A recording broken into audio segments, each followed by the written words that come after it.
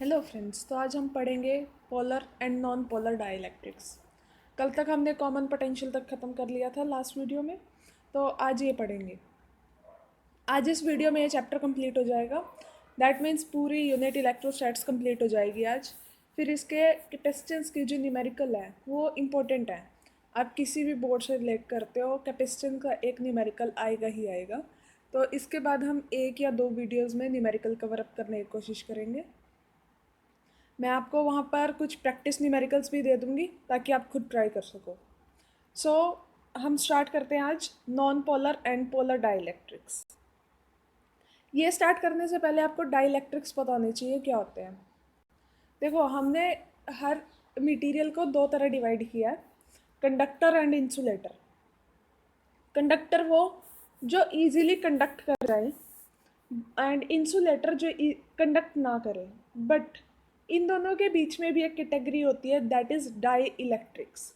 Die electrics क्या होते हैं? बेसिकली ये इंसुलेटर्स होते हैं, लेकिन अगर इनके ऊपर एक्सटर्नल इलेक्ट्रिक फील्ड पड़ जाए, मतलब इन्हें किसी फील्ड के अंदर रख दें हम, तो ये ईजीली अपने आप में पोलैरिटी गेन कर लेते हैं, यानी प्लस और माइनस फॉर्म गेन कर लेंगे, और ये क्या बन जाएंगे? हमारे डाई इलेक्ट्रिक्स, यानी कि वो कंडक्ट करना स्टार्ट कर देंगे, उनका एक इलेक्ट्रिक फील्ड आ जाएगा खुद का। ऐसे मटेरियल्स को बोलते हैं डाई इलेक्ट्रिक्स। इसका सबसे कॉमन एंड बेसिक एग्जांपल है एयर। एयर कभी भी इलेक्ट्रिसिटी कंडक्ट नहीं करती, लेकिन अगर हम उसे एक फील्ड के अंदर रख दें एक्सटर्नल, तो वो अपने उसको एक वे दे देती है पास होने का, उसका भी एक इलेक्ट्रिक फील्ड आ जाता है। तो हम इसमें बात करेंगे कि पोलर कैसे डाइलेक्ट्रिक्स बनते हैं और नॉन पोलर कैसे। अब नाम से ही क्लियर है, पोलर का मतलब जिनके पहले से ही पोलैरिटी हो थोड़ी सी, और नॉन पोलर जिनकी कोई पोलैरिटी हो ही ना।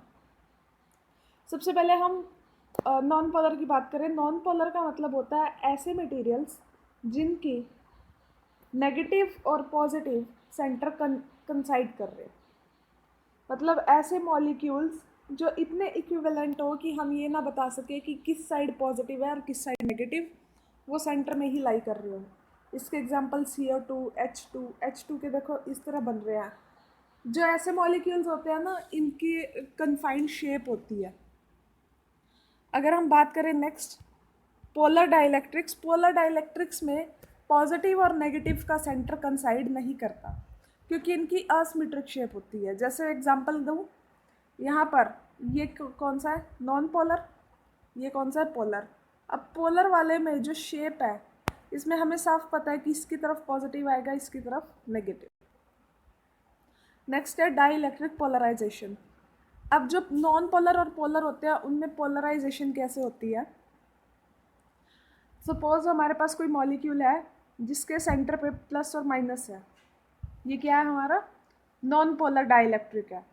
हमने इसे किसी फील्ड के अंदर रख दिया।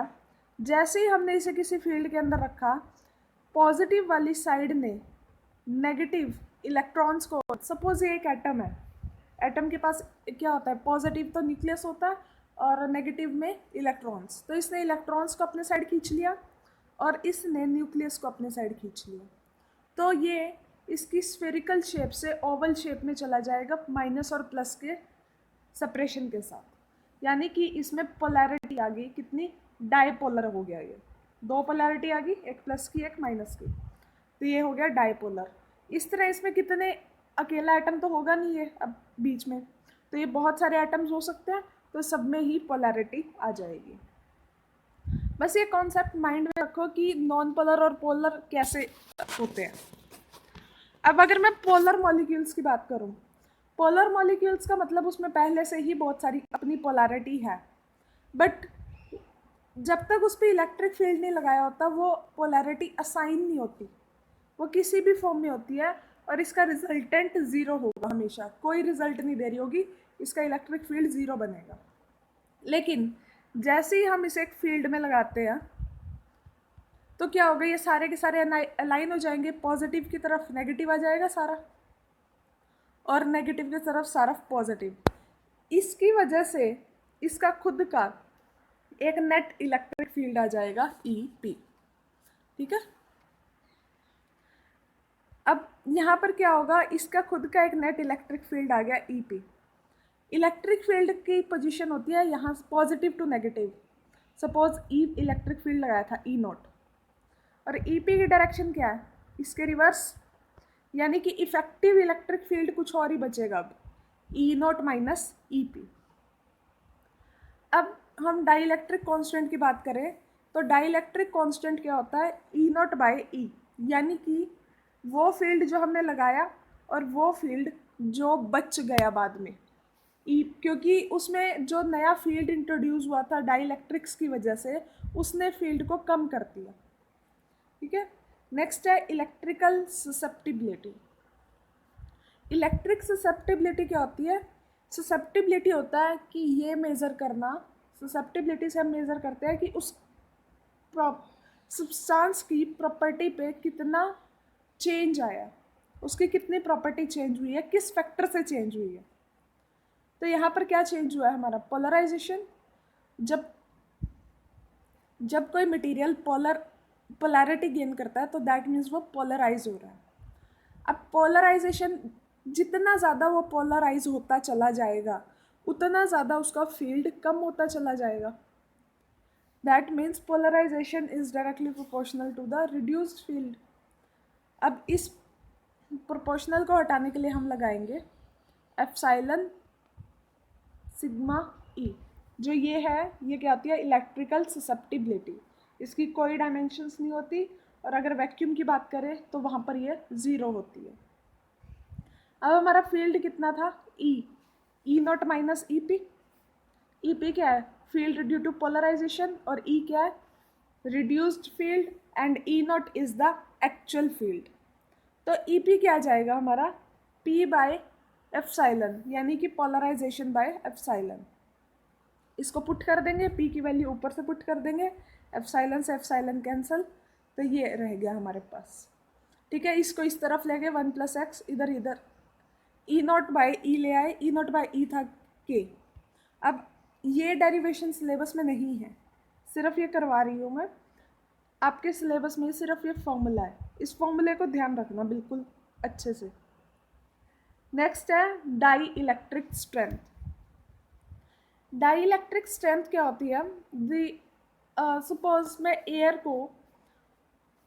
को डाई इलेक्ट्रिक पोलैरिटी दे रही हूँ, उसे पोलराइज कर रही हूँ। ऐसा थोड़ी है जैसे ही मैंने उसे फील्ड दिया वो उसी पे होगी पोलराइज। सपोज मैंने 2 दिया फील्ड उसे, तो नहीं हुई, 3 पे भी नहीं हुई, 4 पे भी नहीं हुई, दैट मीन्स, और 5 पे होगी, दैट मीन्स उसकी स्ट्रेंथ कहाँ तक है, 5 तक वो रेजिस्ट कर सकती है उस चीज़ को। तो डाई इलेक्ट्रिक स्ट्रेंथ क्या होती है, वो मैक्सिमम फील्ड जहाँ तक हम उस डाई इलेक्ट्रिक को तोड़ नहीं सकते, जहाँ पर वो टूट गया वो उसकी मैक्सिमम वैल्यू होगी, वो उसकी लिमिट वैल्यू होगी। अब वैक्यूम में डाई इलेक्ट्रिक कहाँ पे बनता है, जाके इन्फिनिटी पे, इन्फिनिटी तक, मतलब उसकी कोई वैल्यू ही नहीं है। वैक्यूम में डाई इलेक्ट्रिक हम बना ही नहीं सकते उसे। नेक्स्ट, ये टॉपिक इम्पॉर्टेंट है और इससे नेक्स्ट दोनों सेम ही है टॉपिक, बस समझने का फ़र्क है। अच्छा, अब एक चीज़ बताती हूँ यहाँ पे टॉपिक स्टार्ट करने से पहले। सपोज हम किसी इलेक्ट्रिक फील्ड के अंदर किसी कंडक्टर को रख देते हैं, तो फिर इसकी फील्ड लाइंस कंडक्टर के बाहर से पास होंगी, यानी कि कंडक्टर के अंदर इलेक्ट्रिक फील्ड ज़ीरो हो जाएगा। लेकिन अगर इसी की जगह हम इंसुलेटर रख दें कोई, तो इलेक्ट्रिक फील्ड लाइंस इसके अंदर से पास होना स्टार्ट हो जाएंगे। ठीक है, तो that means electric field passes through the insulator but doesn't pass through the conductor. तो अब हम यहाँ पे बात करते हैं कि हम पैरेलल प्लेट कैपेसिटर के बीच में एक कंडक्टिंग स्लैब रखेंगे। यहाँ पर हमने एक पैरेलल प्लेट कैपेसिटर बनाया, उसके बीच में एक स्लैब रखी है। अब हमारा फील्ड क्या था, हमने डिसाइड किया यहाँ पे कि जो हमारी पैरेलल प्लेट कैपेसिटर है उन दोनों के बीच में जो डिस्टेंस होगा दैट इज़ d, और जो कंडक्टिंग स्लैब है उसकी थिकनेस क्या होगी, t। लेकिन अब ये सब सपोज ही करना है तो आप खुद लिख सकते हैं सब। Suppose parallel plate capacitor of area A and distance D and so on. तो अब इसका अगर मैं इसमें कंडक्टिंग स्लैब नहीं लगाती तो इसमें कैपेसिटेंस कितनी निकलती? C naught is equal to epsilon naught A by D. अब इसमें हमें निकालना है पोटेंशियल। अब एक चीज़ याद रखना कि हमारा जो ये कंडक्टिंग स्लैब है इसके अंदर फील्ड कितना है? ज़ीरो, यानी कि अब इसमें फील्ड आ ही नहीं रहा। तो ये वाली चीज़ हमें रिमूव करनी पड़ेगी, यानी कि फील्ड अब कहाँ कहाँ है? सिर्फ यहाँ पे इस स्लैब के बाहर बाहर, यानी कि टोटल कितनी है ये डिस्टेंस डी, कितने में नहीं है टी, यानी डी माइनस टी के अंदर सिर्फ फील्ड। अब कितना फील्ड है वो? E naught. और हमें पता है ये क्या देता है हमें? Potential. That means V is equal to potential difference between plates कितना आएगा? V is equal to E naught D minus T. अब पोटेंशियल के अकॉर्डिंग हमारे पोटेंशियल के अकॉर्डिंग सॉरी इलेक्ट्रिक फील्ड जब हमने गॉस थ्योरम के अकॉर्डिंग निकाला था वहाँ पर इलेक्ट्रिक फील्ड कितना आया था? Sigma by epsilon naught. और सिग्मा क्या होता है? It is the surface charge density. Surface charge density क्या थी? Charge by area. तो Q by A epsilon naught. हमें यहाँ क्या निकालनी है? कैपेसिटी। कैपेसिटी का फॉर्मूला होता है C is equal to Q by V। यहाँ से इस इक्वेशन को अगर मैं फर्स्ट मान लूँ तो यहाँ V की वैल्यू पुट कर दो। जैसे ही मैंने यहाँ V की वैल्यू पुट की, Q से Q कैंसिल आउट हो गया, A epsilon not D minus T. ठीक है, यहाँ से D कॉमन निकाल लो। D कॉमन निकलती क्या आ गया? 1 माइनस टी बाई डी। और ये किसकी वैल्यू थी? C नॉट की, यानी कि हमारा कैपेसिटेंस किसके इक्वल आ गया? C naught by 1 minus T by D. यानी कि यहाँ पर कंडक्टिंग स्लैब बीच में रखने से हमारा जो कैपेसिटेंस है वो इंक्रीज़ हो गई पैरेलल प्लेट कैपेसिटर की। अगर हमारी टी डी के इक्वल हो जाए, यानी कि जो कंडक्टिंग स्लैब है उसकी थिकनेस इतनी हो जाए कि वो पैरेलल प्लेट कैपेसिटर्स के बिल्कुल उनसे टच करे, कंसाइड करे, तो फिर कैपेसिटी इन्फिनिटी हो जाएगी अगर आप इस फॉर्मूले में रख के देखो भी तो। नेक्स्ट है capacitance of A parallel plate capacitor with the dielectric slab. This is very important topic for your boards. इसमें आप करेंगे उस लास्ट वाले टॉपिक में हमने कंडक्टिंग स्लैब रखी थी। दोनों टॉपिक सेम है, ध्यान से समझना। एक भी समझ में आ गया तो दूसरा अपने आप हो जाएगा। डाइलेक्ट्रिक स्लैब में हम डाइलेक्ट्रिक स्लैब रखेंगे। अब डाइलेक्ट्रिक स्लैब हमारी क्या होती है? एक इंसुलेटर। दैट मीन्स इसमें से इलेक्ट्रिक फील्ड पास होगा। और अभी हमने पीछे पढ़ा था डाइलेक्ट्रिक का खुद का भी एक फील्ड होता है। तो हम क्या करेंगे? यहाँ पे एक पैरेलल प्लेट कैपेसिटर लेंगे जिसके बीच में डिस्टेंस होगा T। उसके बीच में हम इंसर्ट करेंगे एक dielectric slab of thickness T। यहाँ पर फील्ड कितना होगा? E not. और इसका फील्ड कितना होगा? In opposite direction EP। तो इफेक्टिव फील्ड कितना बचेगा? E not minus EP। अब यहाँ पर भी पहले क्या निकालेंगे? पोटेंशियल। अब यहाँ पर पोटेंशियल कैसे निकलेगा? जो D माइनस टी है वहाँ पर तो इलेक्ट्रिक फील्ड है E नॉट, लेकिन इसके अंदर भी तो फील्ड है। कितना है फील्ड इसके अंदर? इसके अंदर है E फील्ड। तो इसके अंदर क्या आएगा? E into T. दोनों को ऐड कर देंगे। So that means our potential is equal to E naught into D minus T plus E into T. अब हमें पता है यहाँ पर जो हमारा E है इसे E नॉट की फॉर्म में चेंज कर दो। E naught by E is equal to K होता है, तो यहाँ से E की वैल्यू निकल गई E नॉट बाय के। हो गया यहाँ तक। अब जो ये वैल्यू आई है इसको ऊपर वाली इक्वेशन सेकंड में पुट करवा देंगे। पुट कर दिया, ये हमारे पास ये इक्वेशन आ गई। इस इक्वेशन में देखो E नॉट और E नॉट है, इन्हें कॉमन ले लेंगे बाहर। अंदर क्या बच गया? D minus T plus T by K. ठीक है, अब फिर वही E नॉट क्या था हमारे पास? Sigma by epsilon naught. और सिग्मा क्या है? Q by A. Values put कर दी, यहाँ तक हो गया। देखो स्टेप सिमिलर है, पहले पोटेंशियल डिफरेंस निकालो, फिर E नॉट की वैल्यू पुट करो in the form of sigma, फिर सिग्मा की वैल्यू पुट करो in the form of Q by A, उसके बाद कैपेसिटी निकालो सी, उसका फॉर्मूला क्या होता है क्यू बाय वी, यहाँ वी निकाला हुआ है, पुट कर दो इसे, क्या आ गया क्यू, ये आ गया नीचे, ये ऊपर चला गया और ये पूरी ब्रैकेट नीचे आ गई, ठीक है। क्यू से क्यू कैंसिल, क्या बच गया, ये बच गया हमारे पास। अब डी तो बाहर है और इसमें से टी कॉमन ले लिया, 1 माइनस 1 बाय के, ये आ गया हमारे पास capacitance due to of parallel plate capacitor when dielectric slab is inserted between them. तो यहाँ पर भी डाई इलेक्ट्रिक स्लैब इंट्रोड्यूस करने की वजह से जो हमारा कैपेसिटेंस है वो इंक्रीज हो गया, ठीक है। अब इस फॉर्मूला पे दो स्पेशल केस लगाने हैं। First case when t is equal to D, formula ये था, अब t की जगह मैंने सिर्फ d पुट कर दिया, जैसे मैंने पुट किया इस वाले से ये कट जाएगा, जैसे ही d अंदर गया, अंदर क्या बच गया d बाय के ऊपर चला गया, d नीचे रह गया ये।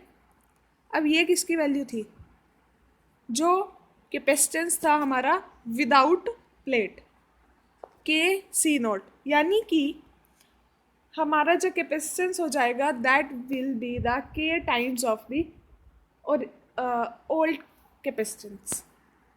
नेक्स्ट है t is equal to D by two, ये पुट कर सकते हो आप, पुट करके देखना ये आंसर आ जाएगा, ठीक है।